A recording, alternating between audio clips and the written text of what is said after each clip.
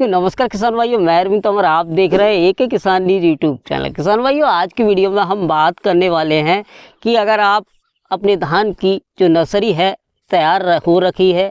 और आप धान की नर्सरी की रोपाई करने को सोच रहे हैं और खेत की तैयारी करने जा रहे हैं, तो खेत की तैयारी के समय हम किन किन खादों का उपयोग करें,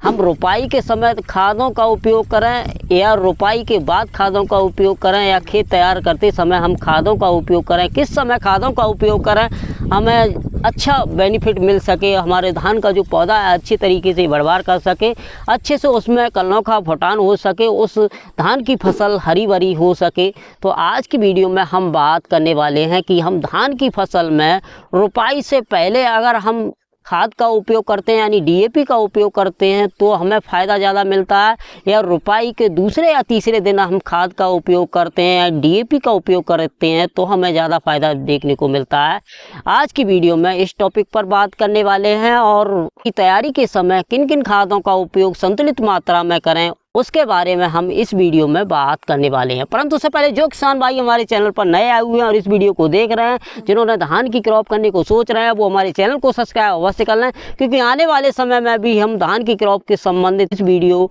इस चैनल के माध्यम से समय समय पर लाते रहेंगे। तो हमारे चैनल को सब्सक्राइब अवश्य कर लें, ऑल नोटिफिकेशन पर क्लिक कर लें, जिससे आने वाली वीडियो का आपको तुरंत नोटिफिकेशन किसान भाइयों मिल सके। अगर हमारे व्हाट्सएप ग्रुप में जुड़ना चाहते हैं और हमारे टेलीग्राम ग्रुप में जुड़ना चाहते हैं, नीचे लिंक डिस्क्रिप्शन में दिया हुआ है, वहाँ से जाकर आप हमारे सब और टेलीग्राम ग्रुप में जोड़ सकते हैं। तो किसान भाई ज़्यादा कुछ ना भटकाते हुए आते हैं अपने मेन टॉपिक पर। जैसा कि आप खींची जो खेत देख रहे हैं, इसकी खेत की मैं तैयारी करने को सोच रहा हूं, तो तैयारी करते समय खादों का उपयोग करें।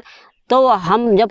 खेत में तैयारी करते समय अगर खादों का उपयोग कर देते हैं तो जब हम खनहर लगाते हैं तो प्रारंभिक स्टेज में जब हम धान की पौधे की रोपाई कराते हैं, धान की नर्सरी की रोपाई कराते हैं, उस समय ज़्यादा गहराई तक धान के पौधे की जो है जड़ें नहीं जाती, जिसके कारण जो हम प्रारंभिक स्टेज में खेत की तैयारी की करते समय अगर खाद डाल देते हैं तो पानी के द्वारा अधिक, जब कनहल लगाते हैं तो उसके पानी के द्वारा अधिक गहराई तक जो है डीएपी तथा खाद चले जाते हैं, जिसके कारण अच्छे तरीके से हमारे धान के पौधे के लिए पोषक तत्व नहीं मिल पाते और उस तरह से हमारे धान की फसल के लिए पोषक तत्व नहीं मिल पाते, जिसके कारण हमारा धान की जो फसल है अच्छे से बढ़वार नहीं कर पाती, अच्छे तरीके से उसका विकास देखने को नहीं मिलता है। हमें क्या करना चाहिए कि धान की जो रोपाई आपने करा दी है उसके दूसरे या तीसरे दिन अगर खादों का उपयोग करते हैं, डीएपी का उपयोग करते हैं, तो आप अपनी धान की फसल में जो है प्रारंभिक स्टेज से ही हमारा धान का जो पौधा है जड़ों का विकास करते हुए चलता है,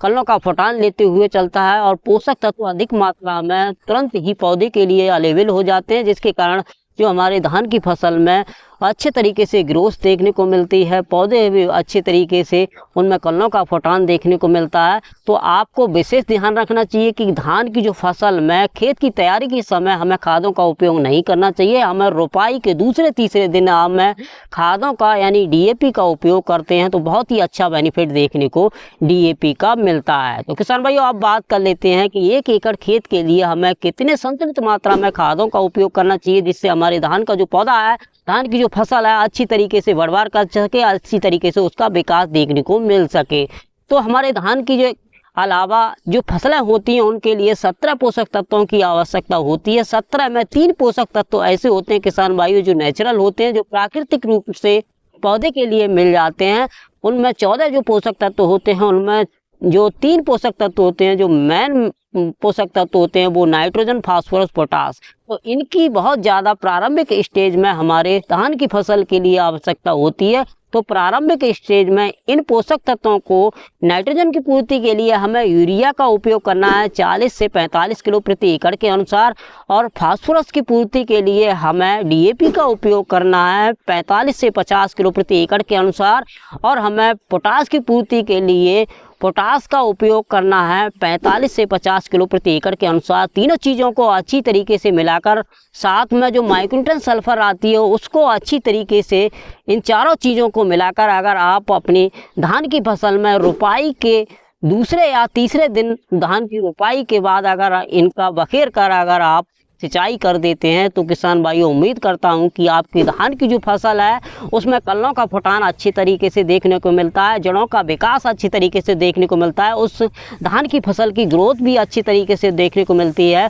उस धान की फसल से हम पैदावार भी अच्छी तरीके से ले सकते हैं, क्योंकि इस तरह से अगर हम अपने धान की फसल में इन पोषक तत्वों का, इन संतुलित मात्रा में खादों का उपयोग करते हैं तो पूर्णतः हमारे धान की फसल के लिए पोषक तत्व मिल जाते हैं और हमारे धान की जो फसल है अच्छे तरीके से बढ़वार करती है। किसी भी फसल के लिए जब पूर्णतः पोषक तत्व मिल जाते हैं, संतुलित मात्रा में पोषक तत्व मिल जाते हैं तो हमारे उस धान की फसल है या कोई भी क्रॉप है वो अच्छी तरीके से बढ़वार करती है और अच्छे तरीके से विकास देखने को मिलता है। उसकी जो फसल है स्वस्थ दिखाई देती है, हरी भरी दिखाई देती है। आप इस तरह से मेरे बताए अनुसार अगर आप धान की फसल में रोपाई के समय इन खादों का उपयोग करते हैं, किसान भाइयों आप अच्छी तरीके से समझ गए होंगे कि धान की फसल में रोपाई से पहले अगर हम डीएपी तथा खादों का उपयोग करें तो फ़ायदा देखने को मिलता है, या बाद में फ़ायदा देखने को, रोपाई के बाद हम खादों का उपयोग करते हैं तो फ़ायदा देखने को मिलता है। आप अच्छी तरीके से समझ गए होंगे और हमें संतुलित मात्रा में खादों का किस तरह से उपयोग करना है इस